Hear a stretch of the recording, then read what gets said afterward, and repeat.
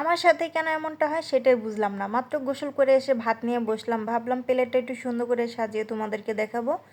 আর এটা কি হয়ে গেল, যেই তরকারিটা নিলাম অমনি সব কিছু পড়ে গেল।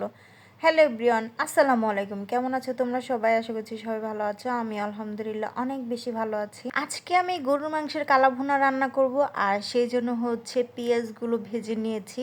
আর এখন দিয়ে দিচ্ছি মশলাগুলো একে একে। জিরা বাটা, জিরা, তারপরে হচ্ছে এলাচ, দারচিনি, এগুলো আমি মিক্স করে হচ্ছে বেটে নিয়েছি। তার সাথে আদা রসুন বাটা, হলুদ, মরিচের গুঁড়া, লবণ, এগুলো দিয়ে ভালো করে হচ্ছে এটা কষিয়ে নেব। তো মশলাটা যত বেশি কষাবেন তত বেশি হচ্ছে তরকারির স্বাদ আরও বেশি ভালো লাগে। মশলাগুলো ভালো করে কষিয়ে নেব।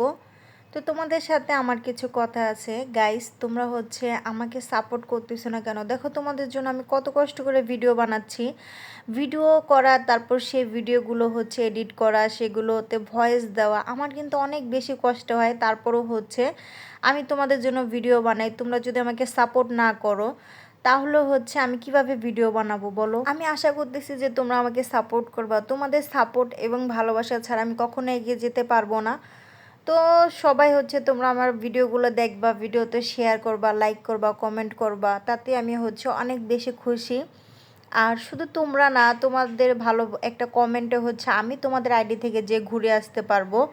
তো ইনশাল্লাহ তো তোমাদেরকে সামনে ভালো ভালো ভিডিও দেওয়ার চেষ্টা করব, কিন্তু তোমরা হচ্ছে আমাকে সাপোর্ট করবা প্লিজ। তোমাদের সাথে কথা বলতে বলতে এদিকে দেখো আমার মশলাগুলো কষিয়ে হচ্ছে আমি গরুর মাংসটা দিয়ে দিছি। তো গরুর মাংসটা হচ্ছে ভালো করে মশলার সাথে মিক্স করে নেব। তো ভালো করে মিক্স করে হচ্ছে আমি অল্প একটু পানি দিয়ে দেব, বেশি পানি দেব না, যেহেতু এটা আমি কালো ভুনা করব। তো সেজন্য হচ্ছে বেশি পানি দেওয়ার প্রয়োজন পড়বে না, অল্প একটু পানি দিলেই হচ্ছে। মাংস থেকে যেহেতু পানি উঠবে সেজন্য হচ্ছে অল্প একটু পানি দিলেই হয়ে যাবে। গরুর মাংসটা যেহেতু আমি কালো ভুনা করব, আর এটার জন্য হচ্ছে একদম অল্প আঁচে রাখতে হবে।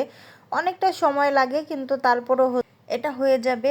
আর এদিকে হচ্ছে আমি প্রায় মানুষকে দেখি হচ্ছে হোটেলে কিংবা রেস্টুরেন্টে খেতে গেলে হচ্ছে রসুনটা বেশি পছন্দ করে। তো আমি জানি না আসলে রসুন দিয়ে খেলে কী এমন স্বাদ বা কীরকম লাগে। তো আমি ভাবতেছি যেহেতু আমি কালো ভুনা করতেছি, তো আমি এখানে হচ্ছে 3 পিস রসুন দিয়ে দিলাম। আমি কখনো হচ্ছে আস্ত রসুন খাইনি, তো আমি হচ্ছে প্রথমবার ট্রাই করে দেখবো যে কেমন লাগে, সেজন্য হচ্ছে দিয়ে দিলাম। আর এখানে হচ্ছে আমি জিরে গুঁড়ো দিয়ে দিলাম, আর জিরে গুঁড়ো দিয়ে ভালো করে হচ্ছে নেড়ে চেড়ে নেব। তো আলহামদুলিল্লাহ আমার তরকারিটা প্রায় রান্নার কাছাকাছি চলে আসছে। তো ফাইনাল লুক দেখো কেমন হয়েছে তরকারির কালারটা। তো তরকারি রান্না শেষ করে হচ্ছে আমি গোসল করতে চলে গিয়েছিলাম, আর গোসল শেষ করে হচ্ছে ভাত নিয়ে চলে আসলাম। এখন হচ্ছে তরকারিটা নেব। দেখো কি একটা অবস্থা, আমার সাথে এরকমটা হয়। ভাবতেছিলাম একটু সুন্দর করে তরকারিটা নিয়ে তোমাদেরকে দেখাবো, আর সবটা হচ্ছে ছড়িয়ে গেছে। তো ভিডিওটা এই পর্যন্তই। ভালো লাগলে অবশ্যই সবাই লাইক কমেন্ট শেয়ার করবা। সবাই ভালো থাকবা। আল্লাহ হাফেজ।